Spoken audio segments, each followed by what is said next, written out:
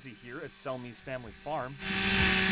It's a memory maker. They're going to remember being at Selmi's. The Lumberjacks aren't just cutting trees, they're putting on a performance. They come from Minnesota, and they will do all your log rolling, your axe throwing, your chainsaw carving. It's just a live excitement. Jamie Fisher founded Lumberjack Enterprises 29 years ago. Saturday, he's in Rock Island for the annual Lumberjack Show. My family started in the 1930s as a hobby, as my grandpa did. My grandpa taught my dad and his brothers and sisters. They taught their kids. I'll teach my kids. So for us, it's a family tradition that's been going for almost 100 years. Lumberjack Enterprises has been coming here to Rock Falls ever since the fair got started. And a big reason they always come back is a warm and receptive audience that always makes sure to show its appreciation.